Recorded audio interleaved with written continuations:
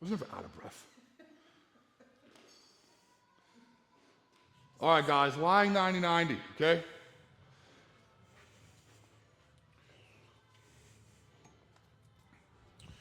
Grab a yogi block. Here I have about a 20-inch box. A bench is fine. Basically what we're looking for is when you're lying on your back, we want to create 90-degree angles or as close to it as possible, depending on what you have available. So what I mean by that is on the box, I have 90 at the hip, 90 at the knee, okay? What I want you guys to focus on here is, for one, you have the natural arc of your spine, right? So when you're laying down and your legs are straight, you can feel your contact points. You have contact in the head, contact at the shoulders, then the natural curve of my spine, my lower back, my lumbar, the lumbar portion of my spine, or the lumbar segment of my spine is off the ground, and my ass is on the ground, my legs are on the ground, right? Nothing wrong with that, but we want to encourage a more neutral position where the ribs are down and the pelvis becomes neutralized, which is going to give us more innervation of the abdomen, the obliques, as well as the hamstrings and glutes in this position, right?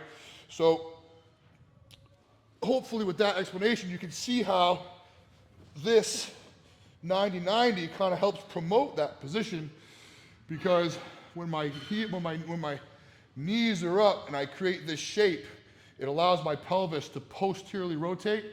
And now without any effort at all, my lower back is completely flat.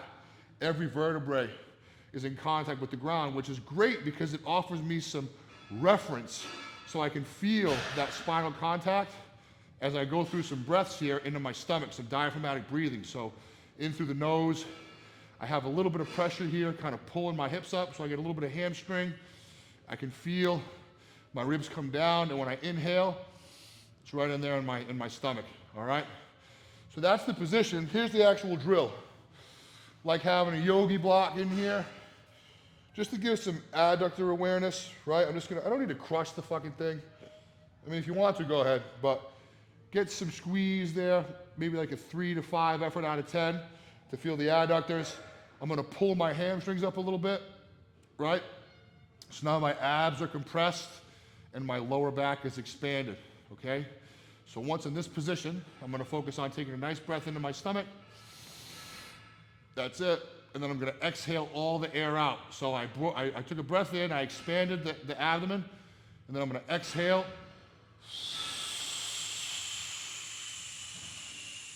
And I wanna get all the air out. Once I have that, my abs are on fire. I'm still squeezing the adductors, I'm still pulling the hamstrings.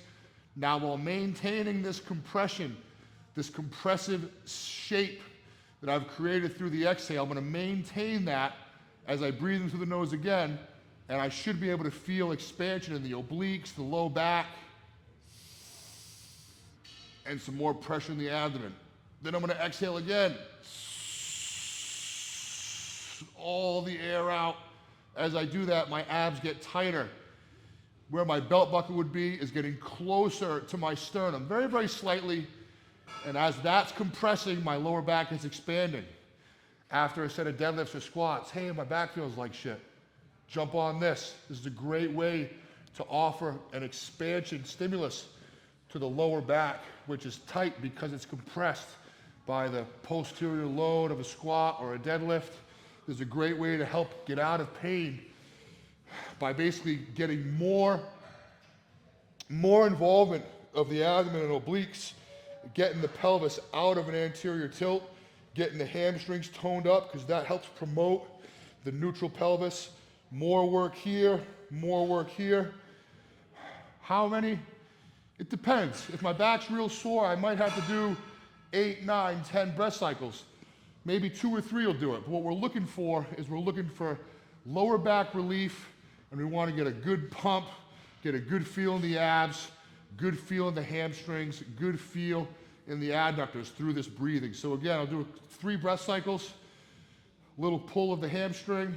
I want to relax my ankles, right? Just let it relax. Pull the ankles down into the bench from the hamstring. Ideally, I want to feel the hamstring stimulus here, right below the ass. It's called the ischial tuberosity, where the hamstrings originate from. That's where you want to feel it. Get a nice squeeze, squeezing against the block. Start with an exhale, achieving maximal abdominal contraction through exhalation. Maintain that compression that's been created as I breathe in through the nose. And then I'm going to exhale all the air out. Keep pushing.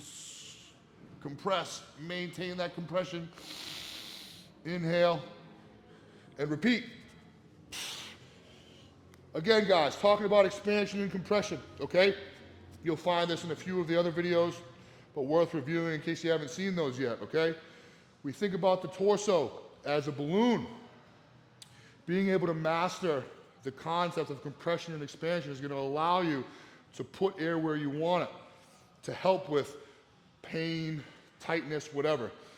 So within that context, typically we adopt this kind of extension-based pattern where our abdomen is extended or expanded and our low back is compressed. No wonder why your back's tight all the time, because we're hanging out here. So with that concept, again, expansion, compression, anterior expansion, posterior compression. If I use drills like that to promote anterior compression, relatively, if my abdomen is compressed, then my low back has to expand, okay? And the compression in the lumbar spine is why we're tight all the time. So using these drills before deadlifting, squatting, any compound lift, and even during, if you notice my back is bothering me after a few sets, it's because you're in this position. Using this drill and others like it can help promote anterior compression, which offers the posterior side, your lumbar spine, some more expansion. Great drill, guys. Lots of context for the use. Lots of context to use it within. Enjoy.